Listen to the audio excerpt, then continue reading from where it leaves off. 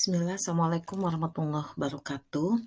Pada kesempatan ini saya akan sedikit membahas tentang permasalahan belajar murid, di antaranya yaitu tidak berani mengemukakan pendapat.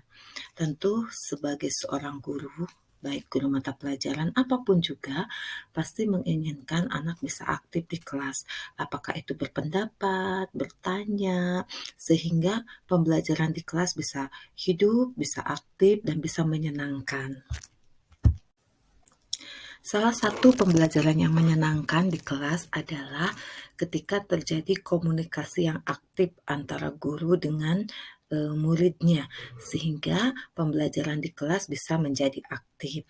Nah, salah satu permasalahan yang saya temukan ketika saya mengajar pendidikan Pancasila kewarganegaraan, saya merasakan bahwa anak-anak itu untuk mengemukakan pendapat, bertanya, itu sangat sekali kesulitan.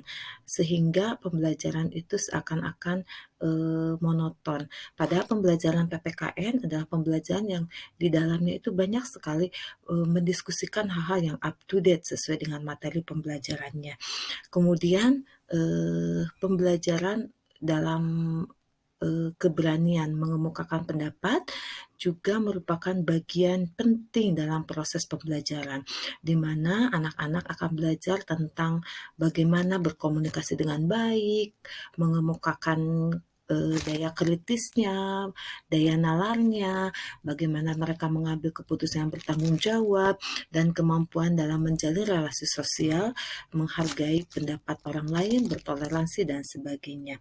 Dan saya menemukan permasalahan ini di kelas saya, sehingga saya termotivasi untuk menyelesaikan persoalan ini.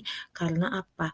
Karena pembelajaran yang menyenangkan itu harus terjadi atau terjalin dengan dua arah.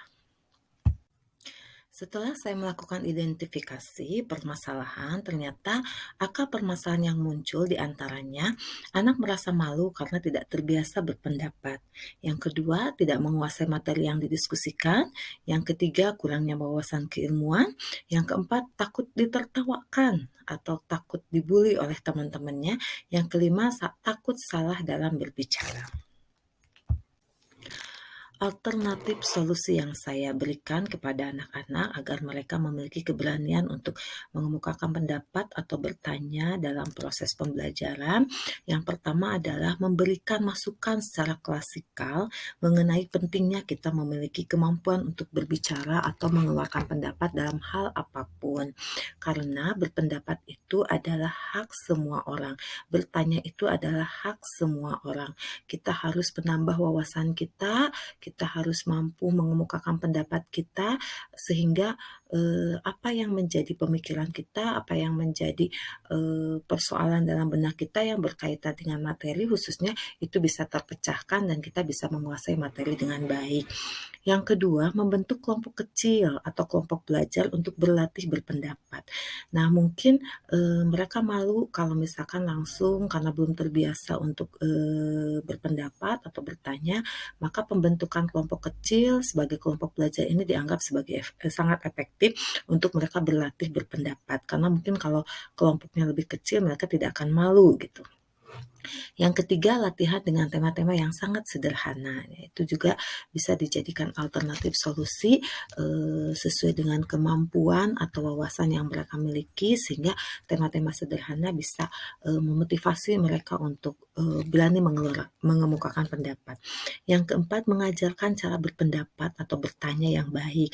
Di antaranya, suara harus keras terdengar oleh semua orang, kemudian tetap harus sopan dan santun, juga tidak menyinggung suku, agama, ras, dan antar golongan yang bisa membuat perpecahan. Yang kelima, membangun rasa percaya diri. Dan ini sangat penting karena salah satu hal yang mendorong anak atau seseorang berani berpendapat, berani bertanya, itu adalah karena mereka memiliki rasa percaya diri. Yang keenam, mengajak untuk membiasakan diri membaca dan menggali informasi untuk meningkatkan kemampuan literasinya, sehingga wawasannya akan semakin meningkat. Kemudian belajar menjadi pendengar yang baik, karena dengan menjadi pendengar yang baik, kita bisa menyerap apa yang disampaikan oleh orang lain, oleh teman-teman yang mungkin berpendapat pada saat itu, atau teman-teman yang bertanya pada saat itu. Yang kedelapan, saling menghargai dan menghormati ketika ada orang yang mengemukakan pendapat.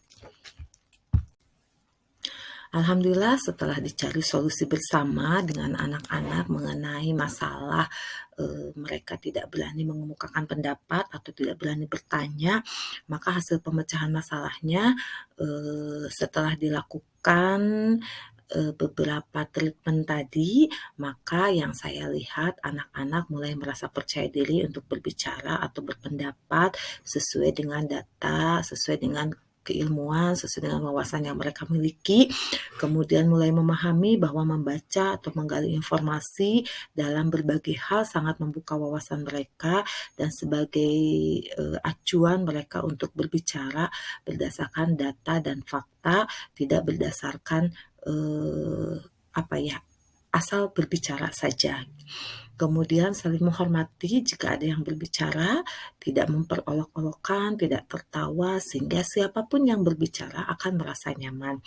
Merasakan bahwa mengeluarkan pendapat itu membuat perasaan dan pikiran lebih ringan. Ya, setelah dievaluasi, ternyata beberapa anak yang mengemukakan pendapat itu merasa, oh iya ya, pikirannya menjadi lebih ringan, kemudian mereka lebih happy dalam belajar, mereka lebih termotivasi dalam belajar, sehingga mereka menjadi semangat untuk mengemukakan pendapat atau bertanya sehingga pembelajarannya bisa menyenangkan dan aktif. Kemudian pembelajaran pun bisa berjalan dengan baik. Demikian permasalahan yang saya sampaikan, dari mulai identifikasi persoalan, kemudian solusi yang ditawarkan, serta hasil yang didapat setelah dilakukan treatment tersebut. Semoga bermanfaat. Billahi taufiq wal hidayah. Wassalamualaikum warahmatullahi wabarakatuh.